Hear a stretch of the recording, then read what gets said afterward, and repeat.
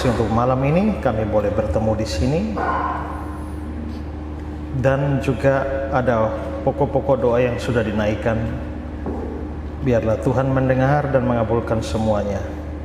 Saatnya kami mendengar firman Tuhan.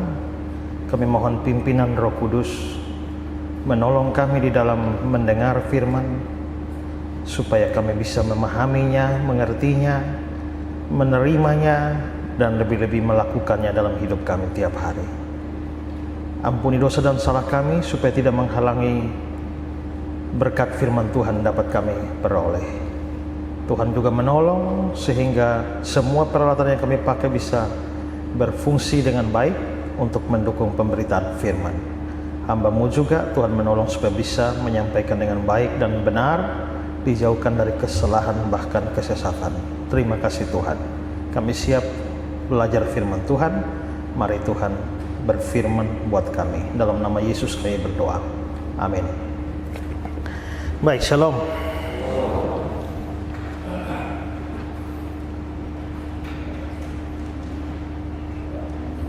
Ya, hari ini saya akan mengajak kita untuk belajar dari seorang perwira yang ada diceritakan dalam Matius pasal 8 ayat 5 sampai ayat yang ke-7.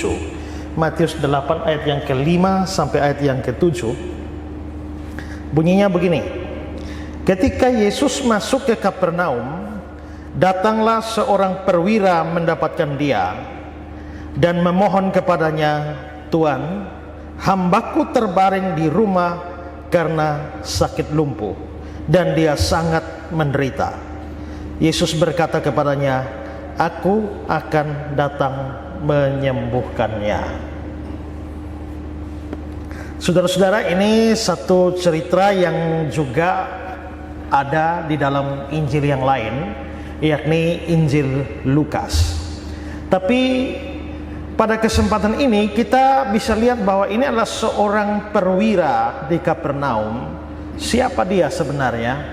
Dia ini pasti adalah orang Romawi, bukan orang Yahudi, karena bangsa Romawi menempatkan di setiap wilayah ada penguasa-penguasa tertentu dari kalangan Romawi untuk mengawasi keamanan di seluruh negara jajahan.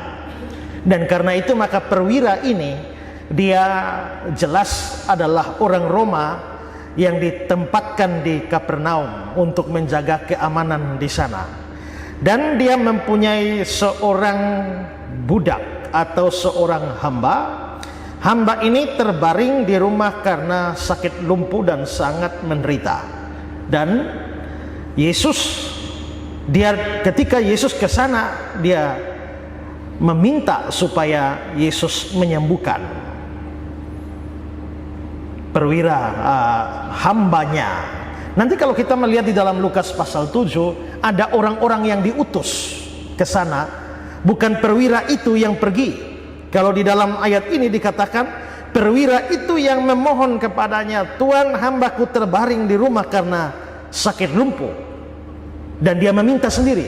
Tapi dari versi Lukas, bukan dia yang meminta, tapi hamba-hamba atau orang-orang Yahudi suruhannya yang datang pada Yesus meminta.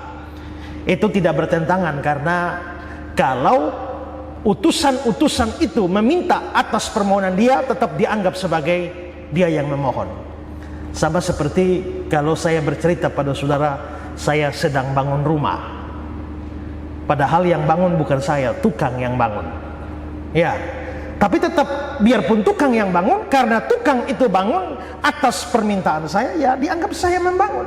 Tukang bangun betul, saya membangun betul. Jadi ada utusan-utusan yang datang pada Yesus benar. Perwira ini juga dikatakan dia meminta itu benar. Nah, sebenarnya kita bisa belajar banyak hal dari perwira ini, tapi dengan waktu yang terbatas saya mungkin hanya menyampaikan 2, kalau tidak 1 saja.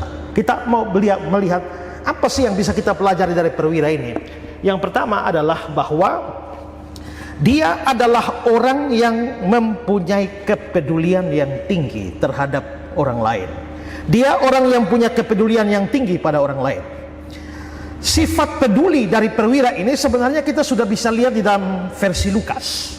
Di dalam Lukas pasal 7 ayat yang kelima dibilang begini, sebab dia mengasihi bangsa kita dan dialah yang menanggung pembangunan rumah ibadah kami. Berarti perwira ini orang Roma, tapi dia mengasihi bangsa kita, maksudnya dia mengasihi bangsa Yahudi. Dan dia menanggung pembangunan rumah ibadah kami, maksudnya sinagog-sinagog, itu dia biayai. Berarti perwira ini memang sudah peduli pada orang Yahudi, pada agama Yahudi, rumah ibadah orang Yahudi. Tapi dalam cerita kita, kepeduliannya nampak pada fakta bahwa dia minta Yesus untuk menyembuhkan hambanya atau budaknya. Tadi ayat 5 dan 6. Ketika Yesus masuk ke Kapernaum, datanglah seorang perwira mendapatkan dia dan memohon kepadanya, Tuhan, hambaku terbaring di rumah karena sakit lumpuh dan dia sangat menderita. Berarti ini menunjukkan bahwa si perwira dia peduli kepada hambanya. Kata hamba di situ sebenarnya adalah budak, doulos. Maka dia peduli kepada budaknya. Budaknya sakit, dia peduli, dan karenanya dia mengupayakan penyembuhannya melalui permintaan kepada Yesus. Nah, karena itu saudara-saudara, ini menunjukkan kepeduliannya. Tetapi kepeduliannya jauh lebih menonjol kalau kita mengetahui bagaimana gambaran budak pada zaman itu, ya. Bagaimana seorang budak atau seorang hamba pada waktu itu.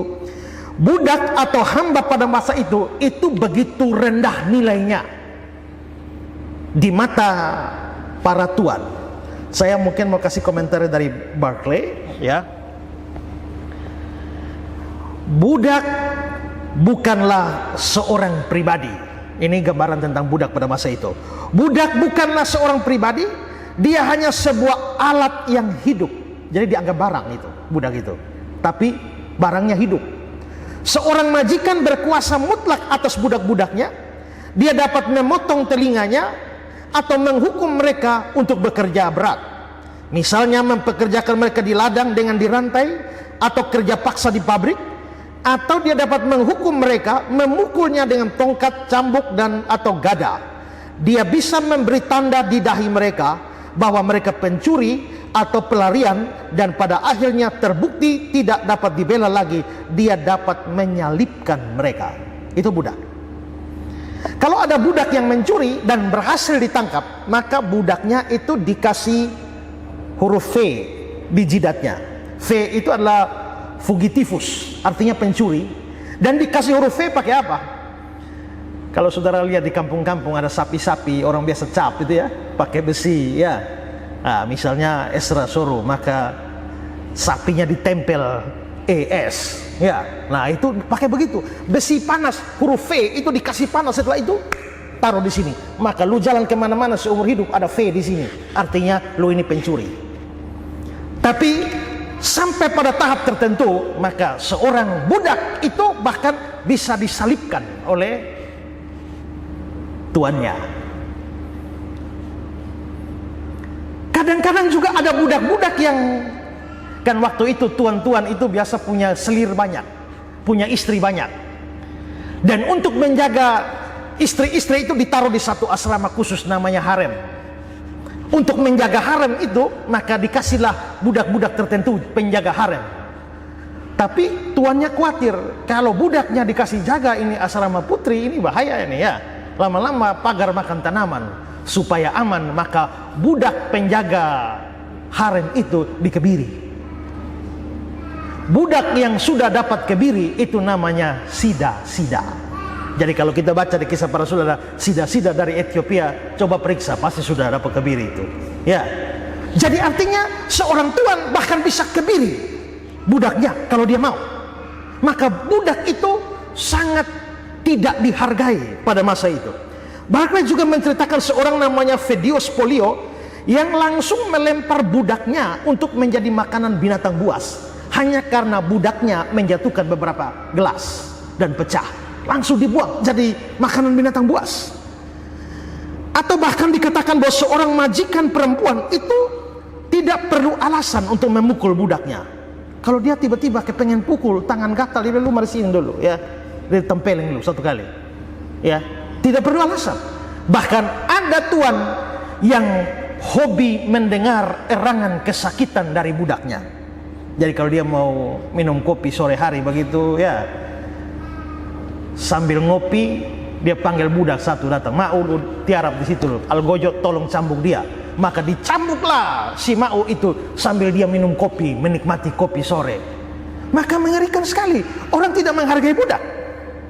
Mari lihat keterangan Barclay lagi. Barclay bilang begini, seorang ahli pertanian Romawi yang bernama Farah menguraikan adanya 3 macam alat pertanian. Ada 3 macam alat pertanian, ya, yang bisa berucap. Yang pertama yang bisa berucap, yang tidak bisa berucap, dan yang bisu.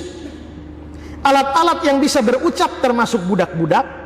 Alat-alat yang tidak bisa berucap terdiri dari lembu dan hewan lainnya.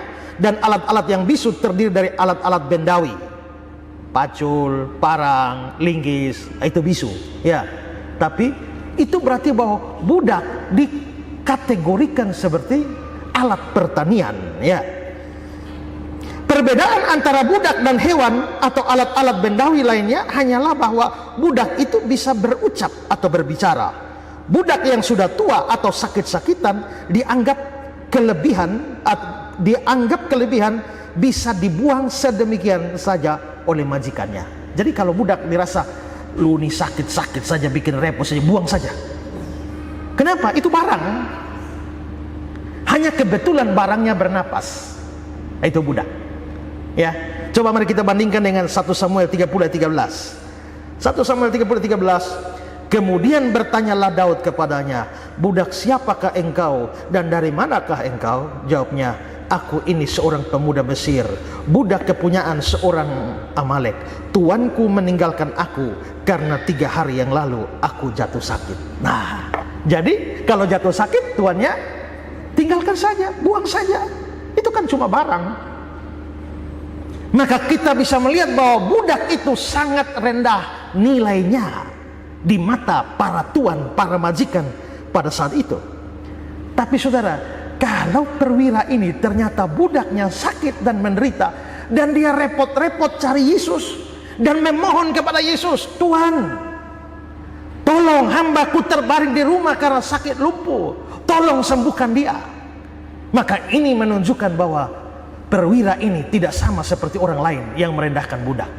Perwira ini sangat peduli dengan hidup budaknya. Dia sangat peduli dengan kesehatan budaknya. Karena itu maka di sini kita bisa melihat bahwa sebenarnya sakitnya si budak itu masalah si budak, bukan masalah si perwira. Tapi sakitnya si budak juga itu bisa di masalah si budak bisa ditambah lagi kalau tuannya memperlakukan dia dengan buruk. Tapi ternyata tuannya si perwira tidak menjadikan masalah budak sebagai masalahnya. Dia tidak menambah masalah budak itu, tapi dia mencari solusi bagi masalah budak itu. Maka di sini sebenarnya kita bisa melihat sebuah kasih yang luar biasa. Sebuah kepedulian yang luar biasa, di mana dia melihat persoalan orang lain sebagai persoalannya. Dia melihat persoalan budaknya sebagai persoalannya, dan karenanya dia mau mencari solusi bagi masalahnya. Ini harus menjadi teladan bagi kita orang Kristen, karena orang Kristen adalah orang yang seharusnya penuh kasih. Kasih tidak boleh hanya kata-kata, kasih tidak boleh hanya nyanyian, kasih tidak boleh hanya puisi, tapi kasih harusnya adalah ditunjukkan melalui kepedulian kita pada orang lain. Di sekitar kita ada banyak orang yang susah, ada banyak orang yang menderita, ada banyak orang bermasalah, ada banyak orang yang kekurangan, sakit, penyakit, kemiskinan, dan lain sebagainya. Dan kalau memang kita betul-betul adalah orang Kristen yang punya kasih, harusnya kita juga belajar untuk peduli terhadap orang-orang yang bermasalah, orang-orang yang menderita, orang-orang yang kekurangan, miskin, dan sebagainya. Sayangnya ada banyak orang yang hidup egois, Yang penting saya hidup, yang penting saya cukup, yang penting saya aman, yang penting saya sehat. Dan dia tidak mau peduli pada orang lain yang sedang berada dalam kesulitan. Karena itu adik saya mengucapkan satu kalimat seperti ini: jika kamu bukan bagian dari solusi, kamu pasti bagian dari masalah. Ya, apakah kita jadi solusi bagi orang ataukah jadi masalah bagi orang? Paulus menasihati dalam Galatia 6 ayat 2, bertolong-tolonglah menanggung bebanmu, demikianlah kamu memenuhi hukum Kristus. Bertolong-tolonglah. Orang Kristen terkenal karena ajaran kasihnya. Tapi kasih sekali lagi bukan slogan. Kasih itu bukan teori, bukan nyanyian. Kasih harus ditunjukkan lewat kepedulian terhadap orang lain. Yakobus bilang begini, Yakobus 2:15-16, jika seorang saudara atau saudari tidak mempunyai pakaian dan kekurangan makanan sehari-hari, dan seorang dari antara kamu berkata, selamat jalan, kenakanlah kain panas, makanlah sampai kenyang, tapi dia tidak memberikan kepadanya apa yang perlu bagi tubuhnya, apakah gunanya itu? Biasa kalau kita doa makan bagaimana? Bapak, kami juga berdoa untuk orang-orang yang kekurangan, ya. Terus apa yang kita buat setelah itu? Kita tidak pernah buat apa-apa. Ya, kalau kita tidak pernah buat apa-apa, maka sebenarnya kita tidak menjalankan kasih sungguh-sungguh. Ya, marilah belajar dari perwira ini. Kita belajar peduli pada orang lain, belajar peduli terhadap masalah orang lain. Bahkan kadang-kadang sebenarnya ketidakpedulian juga bisa menyebabkan masalah buat diri kita sendiri. Saya baca satu cerita, ada Pak Tani dan ibunya dan istrinya satu hari pulang dari pasar. Begitu pulang dari pasar bawa banyak makanan di kantong plastik di situ. Lalu akhirnya si tikus tertarik dengan banyaknya makanan. Lalu tikus merayap ke kantong-kantong plastik itu. Ternyata tikus masuk kantong plastik, dia kaget karena tikus melihat ada perangkap tikus di situ. Waduh, ini berarti Pak Tani rencana bunuh saya nih, ya. Maka saking takutnya tikus lari lalu dia mulai mencari teman-temannya. Dia ketemu ayam, dia bilang, yam yam yam, tahu tidak bahwa di rumah ini mulai hari ini ada perangkap tikus? Lalu ayam bilang, itu masa lalu, karena itu perangkap tikus bukan perangkap ayam, ya, itu masalahmu. Maka tikus lari ke kambing. Di rumah ini ada perangkap tikus. Kambing bilang, kan perangkap tikus bukan perangkap kambing. Itu urusanmu bukan urusanku. Tikus kalang kabut lagi, lari ke ular, ada perangkap tikus. Ular bilang, itu perangkap untuk kamu bukan untuk saya. Maka dengan ketakutan tikus lari mencari teman yang paling besar, sapi. Pi. Tolong, ini ada perangkap tikus ini, ya. Nah, tapi sapi bilang, itu tidak ada ngaruh bagiku. Kenapa? Itu perangkap kalau saya injak hancur, jadi tidak akan bahaya bagi saya. Maka tikus sedih karena dia dalam bahaya, dalam masalah, tidak ada yang peduli pada dia. Tapi mulai hari itu tikus hati-hati. Perangkap tikus di pasar, dan satu malam tiba-tiba plak, ada yang kena perangkap. Istrinya Pak Tani langsung loncat, lihat apakah tikus tertangkap. Ternyata bukan tikus, tapi ular. Ular kena perangkap, plek, di ekornya. Maka istri petani itu datang mau berusaha untuk menangkap ular itu, tapi ekor ular ini lagi kena perangkap. Ularnya begini-begini, plak, hantam istri petani. Maka terkenalah gigitan ular. Pak Tani kaget karena istrinya digigit ular. Dia bawa hamar dan pukul ularnya, dan ularnya tewas. Tapi istri Pak Tani sudah sakit, demam tinggi, tidak sembuh-sembuh. Lalu tetangga-tetangga bilang, biasanya kalau kena racun ular itu bisa disembuhkan pakai cakar ayam, kalau makan sup cakar ayam. Maka Pak Tani lihat, begitukah? Iya, dia lihat ternyata ayamnya ada. Dia langsung tangkap ayamnya dan potong dan bikin sup ceker ayam. kasih makan istrinya. Ternyata istrinya tidak sembuh juga. Lalu orang bilang harus bawa ke kota. Harus bawa ke kota. Masuk rumah sakit. Ternyata setelah masuk rumah sakit tidak sembuh juga. Lalu orang usul bahwa biasanya ini harus makan hati kambing. Karena makan hati kambing, Pak Tani sembelih kambingnya dan ambil hatinya, kasih makan istrinya. Tapi ternyata istrinya tidak sembuh. 2 hari kemudian istrinya meninggal. Akhirnya dikuburkan. Berbagai handai tolan datang dari mana-mana. Lalu Pak Tani merasa perlu acara syukuran, maka sapinya disembelih.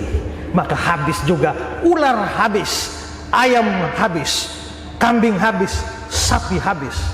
Tinggal tikus sendiri meratapi kesendiriannya. Ternyata ketidakpedulian, mereka pikir itu hanya masalah bagi tikus, tapi ternyata masalah bagi semua. Dan semua lewat, hanya tikus yang tetap stabil. Seringkali hidup kita kan begitu, lu masalah lu, untuk urusan lu, bukan urusan saya. Tapi kalau kita orang Kristen yang punya kasih, kita pasti mau peduli dengan orang lain. Belajar dari perwira ini untuk peduli kepada orang lain. Waktu kita habis, jadi amin. Tuhan berkati kita. Mari kita berdoa. Tuhan, terima kasih Tuhan, kami belajar dari sang perwira ini.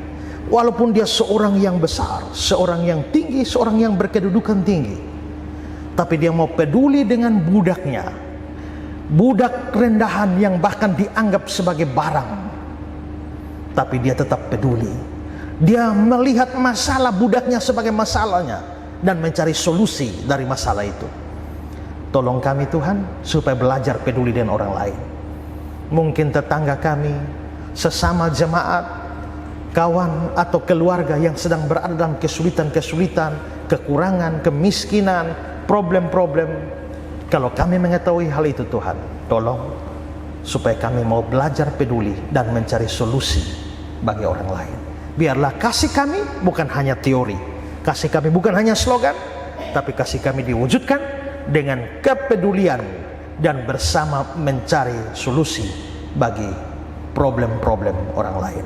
Terima kasih untuk pelajaran firman dari teladan dari seorang perwira ini. Dalam nama Yesus kami berdoa. Amin.